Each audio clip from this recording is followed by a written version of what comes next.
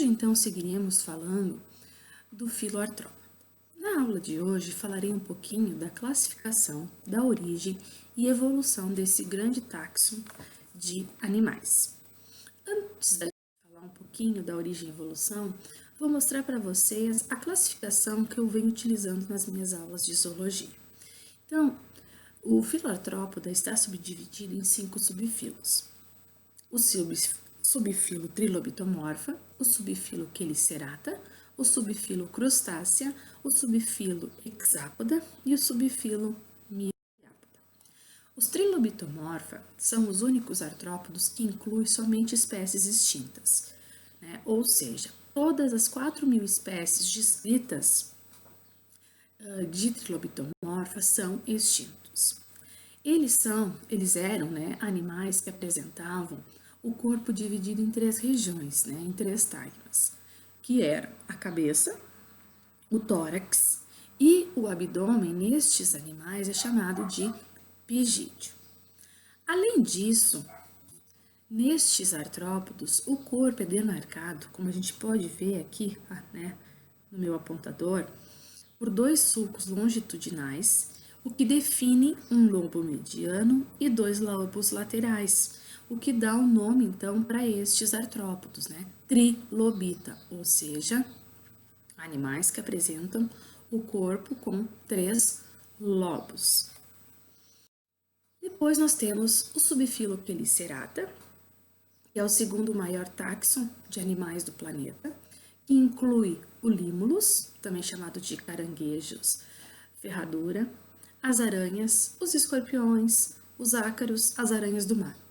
É um grupo, né, um subfilo que inclui 70.000 espécies e que apresenta o corpo dividido em 2 tágmas, que é o cefalotórax, chamado de prosoma, constituído por 6 somitos, né, por 6 segmentos, e um opistossoma posterior, né, que é o abdômen.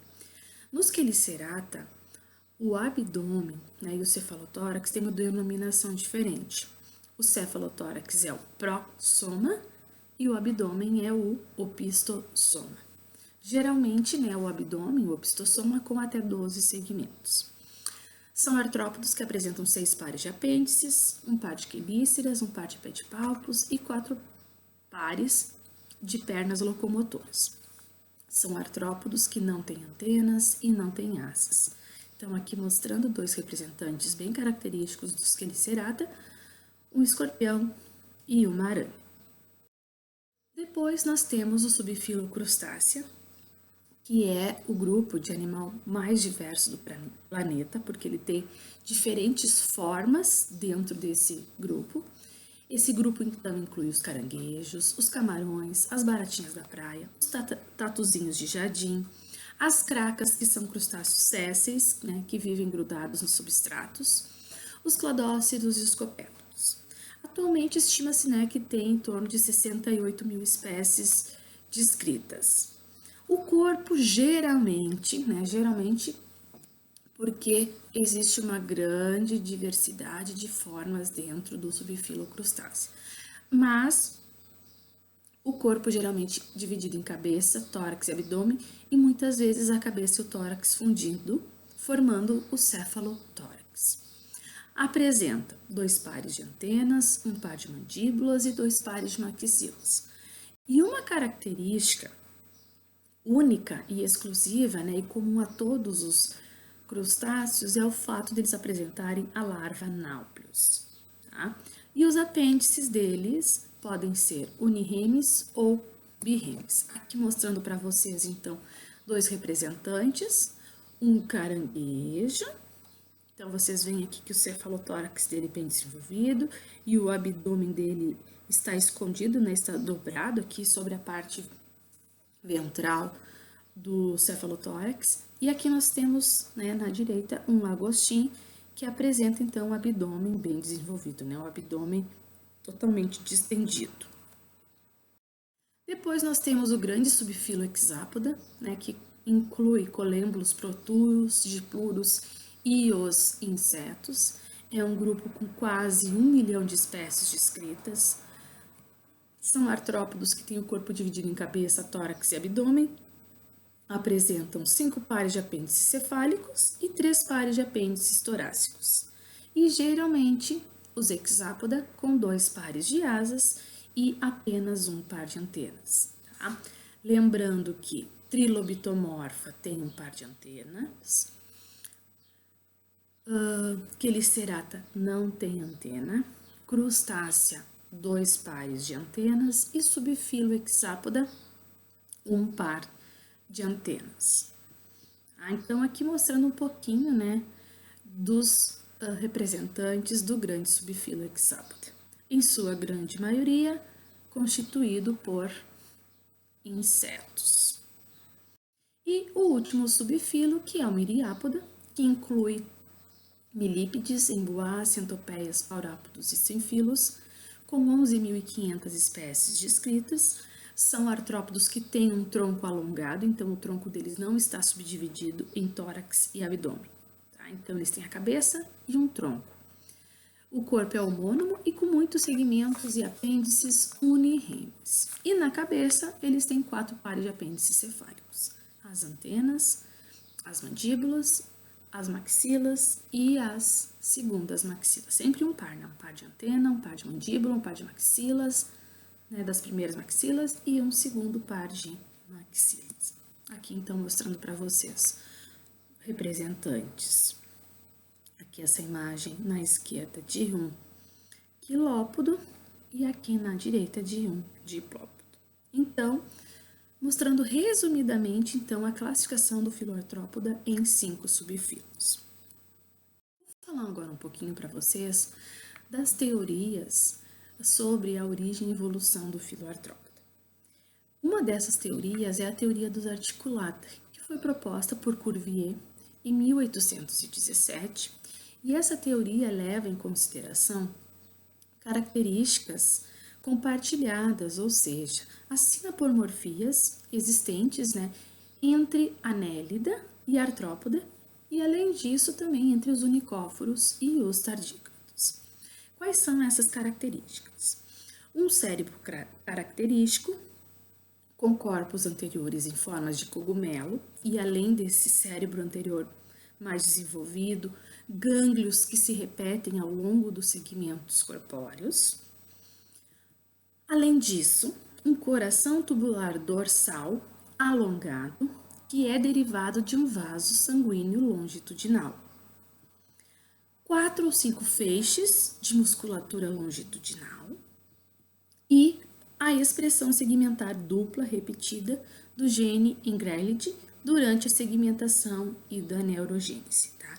Que é uma característica também compartilhada por esses filos de animais. Então, aqui nós temos um artrópodo e um anelídeo, né? Representado aqui, então, por um poliqueto. Aqui, os crustáceos como mãe dos artrópodos modernos. Tá bom? Continuando aqui, então. Sobre a diversidade dos artrópodos, nós podemos afirmar que a superioridade numérica desse grupo não é recente. Tá? Registros fósseis mostram que a diversificação dos artrópodos começou provavelmente durante o pré-cambriano, né, como os trilobita lá, e já no cambriano, os artrópodos talvez fossem o filo mais diverso do planeta. Além disso, sua grande variação de tamanho os torna adaptáveis a uma grande variedade de nichos ecológicos. Né? Os artrópodos diminutos, né, os artrópodos que apresentam um pequeno tamanho, eles são encontrados em sedimentos marinhos, recifes de coral, folhagem de algas, sobre musgos e sobre corpos de qualquer tipo de animal. Tá? Todos os microhabitats terrestres são explorados por insetos e por ácaros. Então, a gente encontra diversas espécies de ácaros vivendo associados, por exemplo, apenas a pelos de diversas espécies de animais, especialmente aves e mamíferos. E insetos a gente encontra em todos os tipos de ambientes terrestres. E essa ocupação de uma diversidade enorme, né, de nichos ecológicos se deve-se provavelmente, né, ao pequeno tamanho dos insetos, especialmente dos ácaros, e também a capacidade de voo que a gente observa nos insetos, o que levou eles a conquistar novos ambientes. Não podemos deixar de comentar que a diversidade dos artrópodos ela está relacionada à coevolução com as plantas no ambiente terrestre e com as algas nos aquáticos. Essa coevolução foi uma força extremamente poderosa na irradiação dos artrópodos com insetos e crustáceos envolvidos, ou seja, os insetos coevoluindo com as plantas no ambiente terrestre e os crustáceos coevoluindo juntamente com as algas nos ecossistemas aquáticos, especialmente nos aquáticos marinhos. Como eu já comentei também, a superioridade numérica dos artrópodos se deve à habilidade do voo, que fez com que os insetos ocupassem nichos até então não explorados por outros invertebrados. Então, eles conseguiram ocupar os mais diversos ambientes terrestres até então que não tinham sido explorados por qualquer outro tipo de animal. Bom, a importância dos artrópodos, ela pode ser medida também pelas suas contribuições biológicas que esses animais trouxeram no seu processo evolutivo. Ou seja, quais foram as características que surgiram, que evoluíram nos artrópodos, ou seja, características que não estavam presentes nos grupos, nos táxons animais anteriores a eles. Nós temos a cefalização pronunciada, uma concentração de gânglios cerebrais que vão se fundir e tornam centralizados, e com isso aparecem definitivamente os órgãos sensoriais na cabeça. Por que é importante ter uma concentração de órgãos sensoriais na cabeça? Porque a cabeça, geralmente, é a cabeça que entra em contato pela primeira vez com determinada situação, Por exemplo, é a cabeça que vai entrar em contato com uma presa, com um predador, é a cabeça que vai ter a capacidade de detectar um parceiro sexual, e tendo os órgãos sensoriais ali, ele faz essa detecção e aciona aí o sistema nervoso central, que vai dar uma resposta rápida para estes animais. Além disso, os metâmeros, os segmentos corpóreos, são mais especializados e definindo a tagmose, ou seja, ocorreu a fusão de alguns segmentos para formar as regiões específicas do corpo, como por exemplo a cabeça, o tórax e o abdômen, que a gente observa nos insetos. Apêndices articulados e pareados, que é um dos grandes diferenciais dos artrópodos. Esses apêndices são diversificados para cumprirem diversas funções e são também responsáveis pela adaptação das espécies do filo. Então, nós temos apêndices com uma forma na cabeça, esses apêndices são diferentes dos do tórax e do abdômen. Então, cada apêndice com uma determinada forma e muitas vezes desempenhando, então, funções distintas. A locomoção acontece através da musculatura extrínseca dos apêndices, ao contrário da musculatura associada à parede do corpo, típica dos anelídeos. Os músculos estriados, então, conferem a esses animais uma rapidez aos movimentos. Então, os artrópodos, devido ao fato de ter essa musculatura típica, eles são mais ágeis, eles são mais rápidos. Outra característica, outra contribuição biológica, outra inovação foi a quitina, que é bem desenvolvida entre os artrópodos, e o exoesqueleto, então, é a inovação, permitindo aí uma gama de adaptações.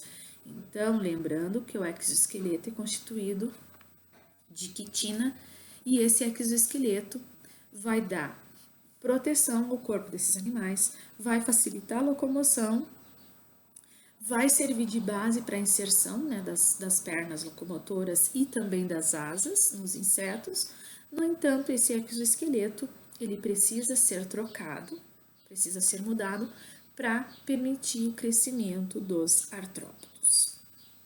As traqueias, que são as estruturas respiratórias encontradas nos artrópodes terrestres, né, nos insetos e alguns aracnídeos e nos miriápodos, ela é mais eficiente que a da maioria dos invertebrados porque as traqueias levam o oxigênio diretamente aos tecidos, não tendo aí um papel do sistema circulatório na distribuição dos gases, tá? Porque as traqueias se abrem para o ambiente através de espiráculos, né, através de pequenos poros, e o ar entra levando oxigênio diretamente aos tecidos.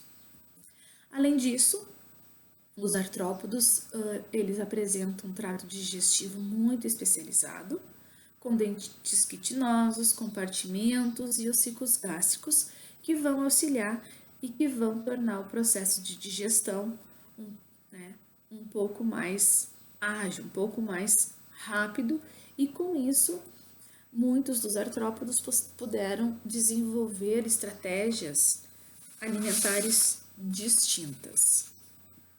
Então, aqui mostrando então representantes dos artrópodos, né? Os aracnídeos, os crustáceos e os insetos, né? Que são os três grupos mais diversos de artrópodos.